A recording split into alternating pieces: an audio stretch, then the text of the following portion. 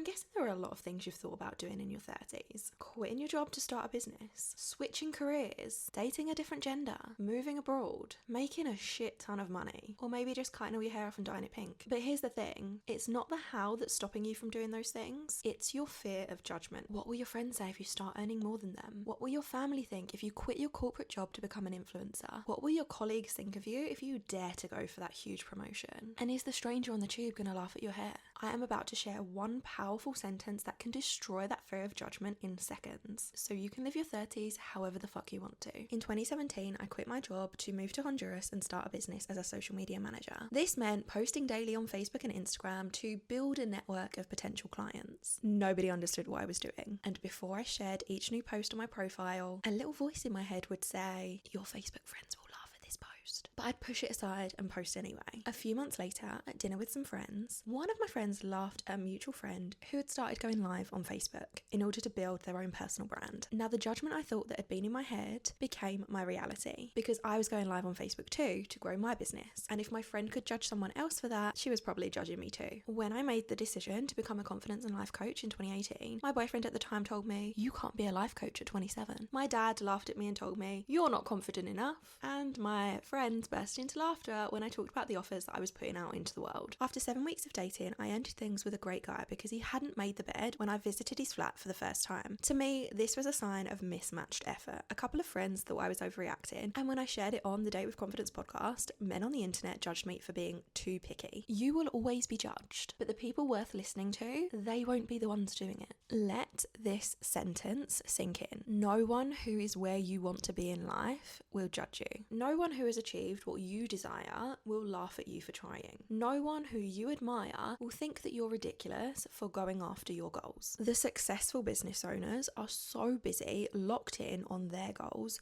that they won't be judging you for your marketing attempts. The loved up couples with their soulmates won't be judging your dating profile or your dating standards. The rich friend who never has to stress about money isn't going to be judging your desire to make more. And the person who's living their best life on a tropical beach won't be thinking your decision to quit your job to travel the world is a reckless one. There's a reason people will judge you. They either don't understand what you want to do or why you want to do it, or they don't believe that it's possible for them to achieve that thing. Their lack of understanding or belief in themselves shouldn't stop you from living your life the way that you want to. And let me ask you this, do you really want to spend your life not doing the things you desire through fear of being judged by other people? Or would you rather live a life that's authentic to you, that brings you joy, a life that you can look back on at 80 years old and go, you know what, I lived my best life. I lived my life my way. I did exactly what I wanted to do. Alongside that powerful sentence, no one who is where you want to be in life will judge you, these three things also help me to stop fearing judgment from others. One, I stopped judging people as often.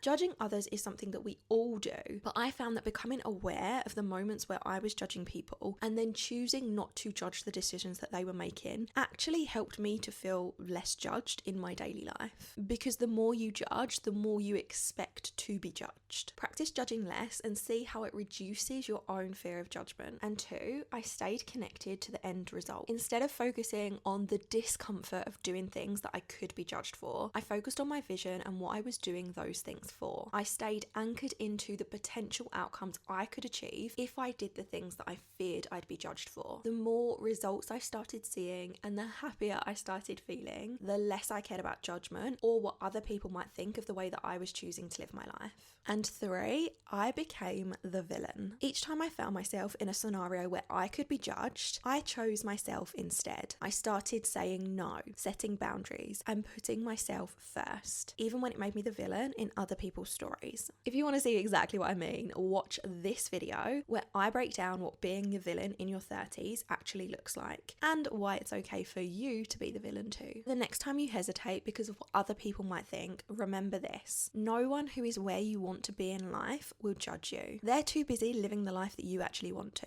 and you deserve to do the same. Your 30s are way too short to let other people's opinions run the show.